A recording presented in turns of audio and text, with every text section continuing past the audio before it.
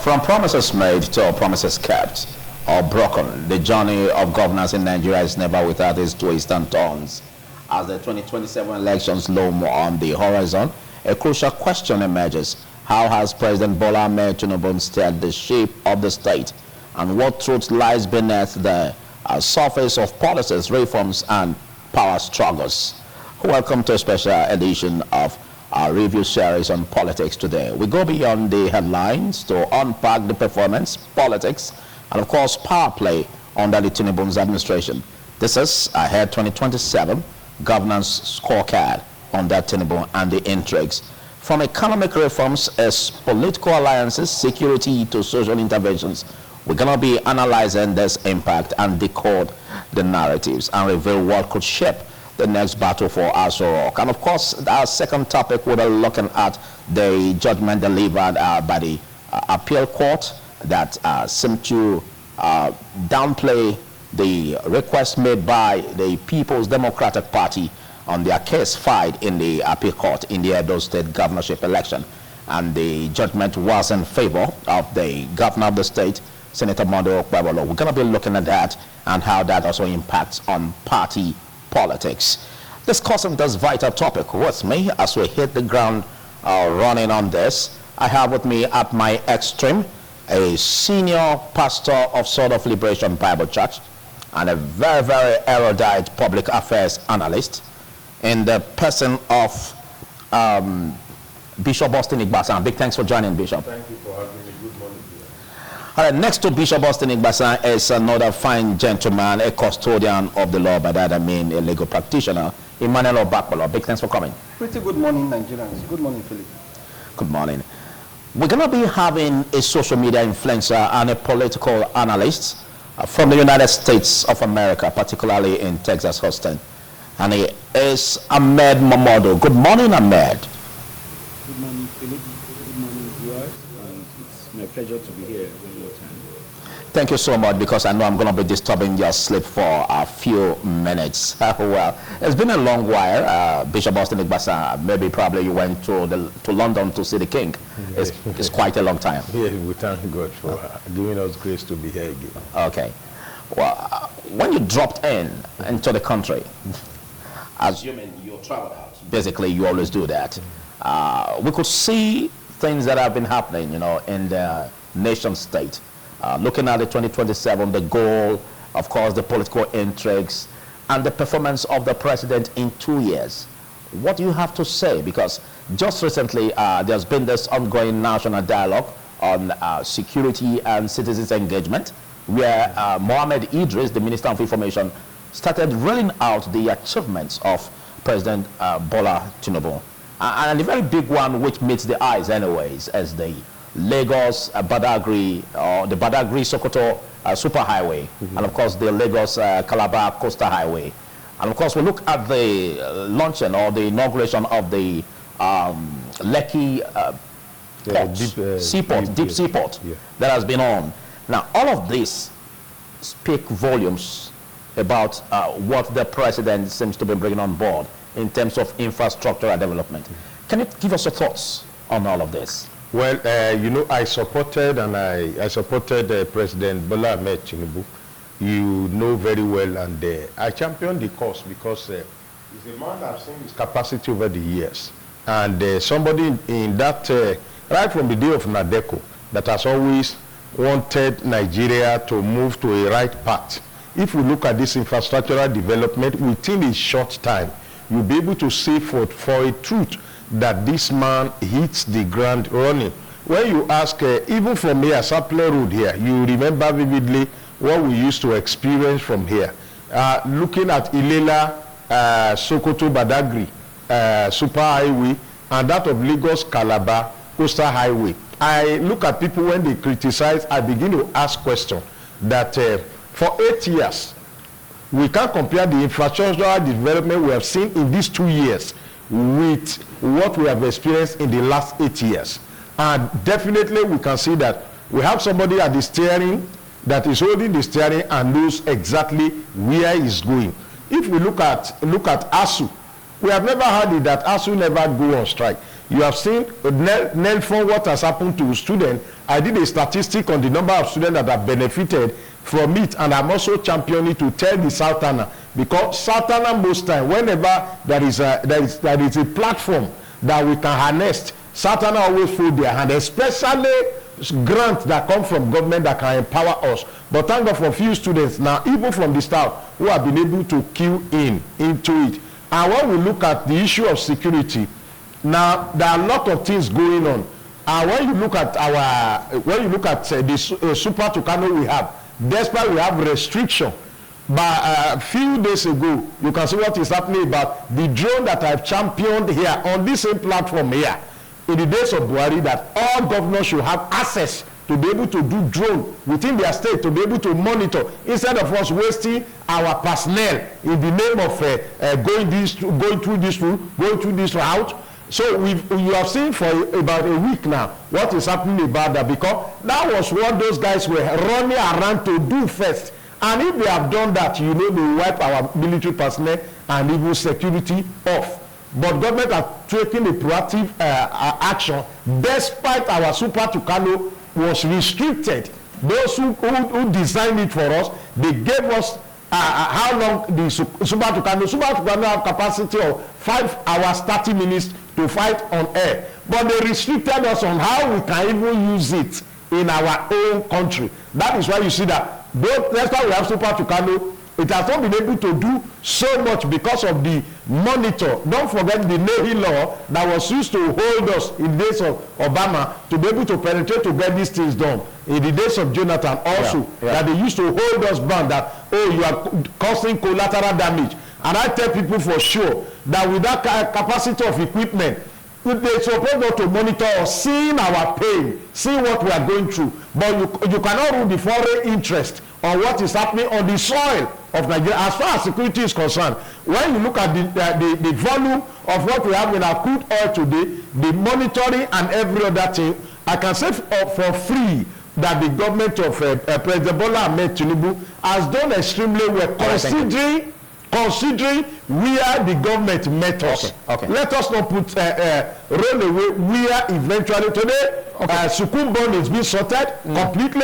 Today IMF loan is being blown off. Yet those who are naysayers never talk anything about that. All right, now, we're going to be looking at that and see how that is impactful, basically, because we're going to be having other analysts to put all of these issues into analysis, and of course to also challenge what you said. We'll take a short break, after which we continue on this conversation to stay. 2027 governance under President Bola Tinubu and the Intrigues is what we're about. And my name is Philip Omo. While we had a break, we had the opportunity to be joined by a clergyman and also a legal practitioner in the person of Greg Iyaye. Big thanks for coming, Greg. Good morning, Philip. Good morning, viewers all over the world and listeners too. All right, let's look at comparatively what the legal practitioner will say, Emmanuel Obagbolo, in consonance or in a way of critiquing what the fine clergyman in the person of Bishop Austin Igbasan said. I don't know if you've seen all of these projects visually, and of course what the President Bola Tinubu is bringing infrastructurally, and can you say this is quite impactful in the 2 years of his administration, looking at the 2027 politics? I take exception to what the bishop said. It's my father. I take exception to his agreement with the government. Now, I want to tie my argument with section 14, subsection 2, paragraph A of the extant constitution, which provides us for that the primary function of government is to provide welfare and security for the people.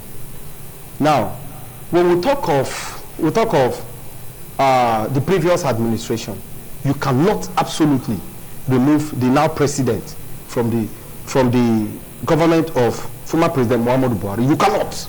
In fact, he was instrumental in the projection and making of Muhammadu Buhari as the president of Nigeria. But he wasn't the president. He wasn't the president, but he was the leader of the party. We had it said, he had that status, as it were, and today he's the president, and he's the commander-in-chief, meaning that the constitution gives him all the powers that he needed to secure Nigerians. But has he been able to do that? The answer is absolutely no. Whether you have the super tornado we are talking about that was bought during the tenure of Muhammadu Buhari, that was later packed in Kano at the hangar there, not being used because the then president had his own intention of procuring that super to Kano. And today the president also came. We saw him. The president did tell us upon his inauguration that he was going to start from where Muhammadu Buhari stopped. And that is what he has visited on every one of us. Today Nigerians are in pains, and they told us that the coastal highway from Lagos to Calabar, 750 kilometers, that they've been able to construct 30 kilometers, and we saw them launch it. One, it is not even up to 30 kilometers. Two, how can you, what is the pass mark between 30 kilometers from 750 kilometers, and somebody is given an appraiser of the president that the president has done well? To my mind, the president has not started. Two, when you talk of security, we saw killings in Plateau, Benue. Even one of them, the president was in France. The president never deemed it fit to say, my people are being killed. Let me go home and see what I can do. The president relaxed. And somebody told us, the presidential aides did tell us at that time that, the president is working from France. Is France the country of the president? Is France Nigeria? Is France where the president, where we voted for the president to go and be domiciled? So these are questions that are begging for answers. Then three, if you look at the standard of living today. Philip, if you take 1 million naira to the market, you will come home virtually with a paper bag. That is the situation we have. Okay. And how do you now expect me to now come here and tell Nigerians that the president is doing well? Okay. To my mind, the president is doing absolutely nothing. Okay, let's get to you, Ahmed Momodu. Luckily, you were able to escape the hardship in Nigeria because you are based in the United States of America, and I know the atmosphere around you. But do you feel the pinch that Nigerians feel looking at the economic hardship, and of course the efforts of the president in tackling this, that seems not to be yielding any positive results, as some would say? So yes, Philip, I don't know about escaping the hardship, but I am well grounded in what the president is doing, and he has made it clear that at this point there's a lot of financial and economic re-engineering that needs to be done, because there has been a lot of leakages in the system. There's been a lot of distortions in financial management, and there are some corrections that are necessary.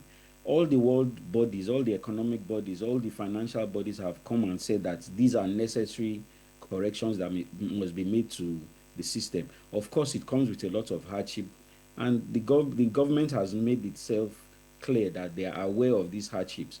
But on the positive side, there has also been a lot of growth, infrastructural growth, like was pointed out. The only exception I would say is where he said the former administration didn't do anything. That's not true. Most of the infrastructural groundwork that this administration is following through was laid by the previous administration of President Muhammadu Buhari. There was a lot of infrastructural growth during his tenure. Roads were built, the railways were constructed, the airports were remade and rebuilt. So look, there is a lot of hardship, but we are in a period of transition, in a period of flux. There was a lot of economic distortions with the dual exchange rates. There was a lot of leakages in the oil sector. So these are things that the administration is trying to address. All of this is going to take time. Yes, there is a lot of hardship, but the removal of subsidy has helped even the subnational governments to improve their own revenue profile. So some of the attraction, some of the interest, some of the attention that was formerly placed on the federal government should move to the subnational governments. Let us move and ask those what they are doing with the funds that is now being made available to them. Nigerian is actually bothered about the economy and, of course, what he puts in his pocket at the end of the day. We'll look at the Lagos, Badagry Calabar coastal highway, and of course that of the Lagos Sokoto superhighway. The monies that have been put in those projects, and of course we know that is ongoing, but Nigerians are still asking questions about how these policies on the economy can reflect positively in the pockets of the average Nigerian. I don't know what you have to say in that regard, because ever since the fuel subsidy removal, there has been much hardship, and that seems still not to be abated. Greg.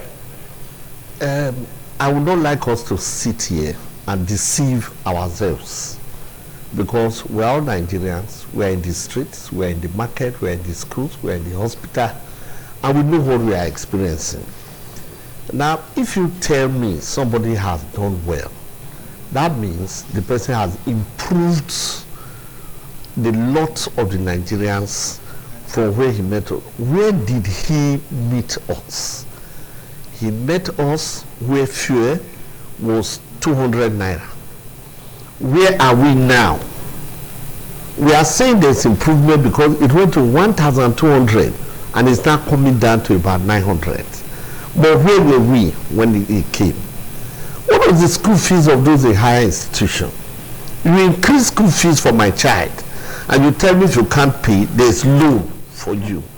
So let's look at these. Let's look at what was I paying for telecom services? What was I paying for my WhatsApp fees, for my telecom services? Then electricity tariff. What was I paying when you came? What am I paying now? And how many hours? My chamber is in Apapava. That's the heart of the city. We have electricity for 3 hours a day. I can say boldly, I wait for anybody to challenge me, from 9 o'clock to 12 o'clock. Those are the days that you have it.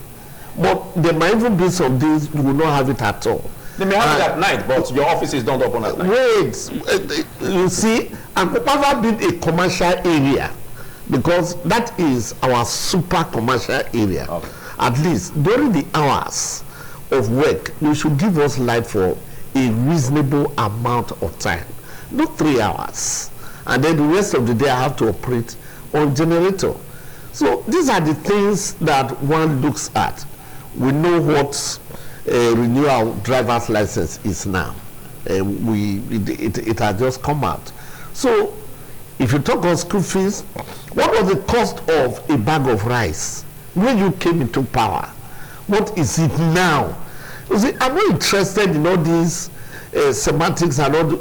What affects the common man? But there has been increase in the revenue that is being got by subnational government. How has it impacted on me, the common man in the streets? How has it impacted on my life? That is what we are interested in. Has it been able to put more food on my table, or it has taken away food from my table? So whether we get billions, whether we get millions, whether we get trillions, I'm not interested. How does it affect me? How does it affect the cost of electricity? How does it affect supply? How does it affect telecom? How does it affect education? How does it affect health? How does it affect transportation? These are the things that the common man is concerned about. Can my mother in the village, if I go to her cassava farm, very safely, as she used to do? You see, these are the things we have heard of the killings, like he said, in Benue. We have heard of the killings in Plateau. For how long, how much blood has to go before we talk of things being restored? So these are the things that we are interested in. And if you are talking of, if we want to sit here and deceive ourselves and praise people to high heaven when our own conditions are not impacted, we can do so. Bishop Ostigmasa, I believe your offices are in Nigeria, not in the UK. Yeah. And he just made mention of the aspect of, the fuel subsidy removal, which are still biting hard on Nigerians. I don't know how you're feeling that, because the Nigerian masses, they are agitating for a drop in the price of commodities that have skyrocketed over the fuel subsidy removal. If you look at, you see, one major thing about former leaders is that we don't want pain, we just want gain. And I tell you for free, thank God that on record, all the 3 aspirants, former aspirant, presidential aspirant, talk about fuel subsidy. If fuel subsidy have not been taken away, I tell you, you don't have a nation. With where this country have been taken to be grinded to a halt. So, and I won't blame all my friends here that are talking about, all of us are feeling it. Yeah. But He also made mention of the student loan, which I want you to make comment on. You said student. He also made mention of the student loan, which I want you to make comment on after you have dropped your. Now, it is important that we know that if we are talking, there is no just God taught us by creating Adam and Eve, and also from there he refused to create men. He asked men to create men, and that is why they go through the process of 9 months. God, who created people from sand, also have the capacity of saying, do your hand like this, baby will come out the same way Adam and Eve were created. But he tried to teach us about process. If we that are learned and fathers here wanted something to be done today, automatically it will reflect on our pocket. It doesn't work like that. There is no way it will work like that. Because when something is damaged, you need to fix it. And you see, when a man sleep with his wife, the woman will not even know that she's pregnant until after 30 days. Why is it that God, the same God who created Adam and Eve, don't do that? When you are pregnant, just now, in few hours, you are delivered. God is teaching us about process. And as I'm here by the grace of God, government is not giving me anything. I have been around for over 40 years talking about good governance. I have never collected a dime from any government. I sit here to as much as I push those in power to do the best thing. But for us to sit down here and say, you do a policy today and it will trickle money in the pocket of men instantly, it won't work. But now you seem to be contradicting what the president said, because the president said that the bad times are over. I'm talking of what he said, that it has not reflected. I'm talking of when you strike a policy, it doesn't reflect instantly. We are talking about, look at what we are talking about, CNG. It's all over the place. It's an initiative of Mr. President.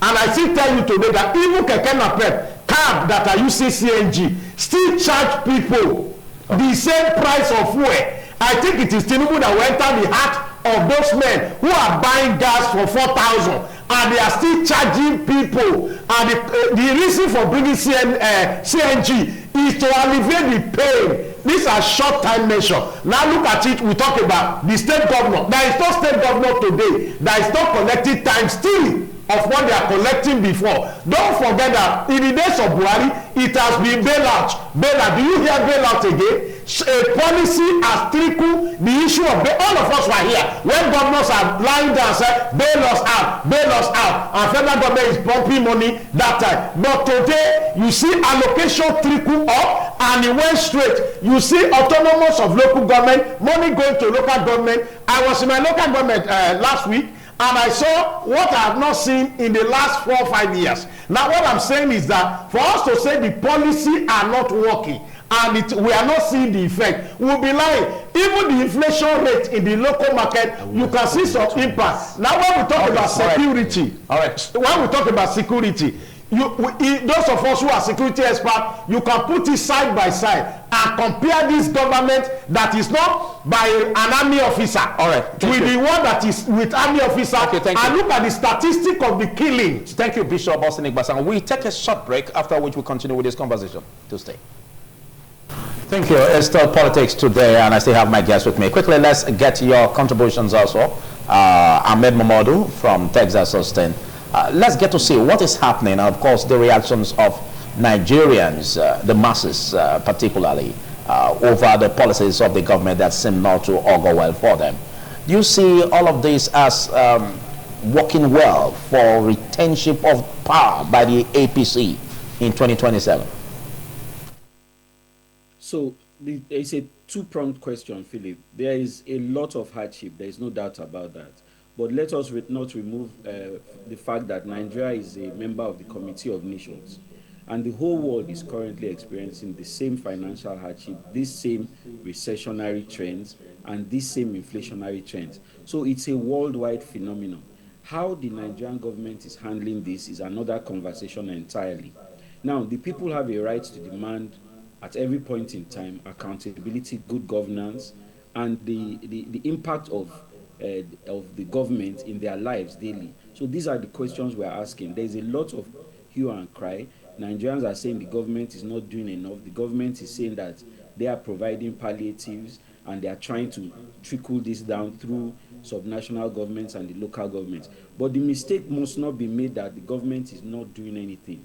We are facing a lot of headwinds, and the administration has come out and said they are doing their best to alleviate it. The power sector is undergoing reforms, the financial sector is undergoing reforms, and the infrastructural sector too is undergoing reforms. These things cost a lot of money, they take time.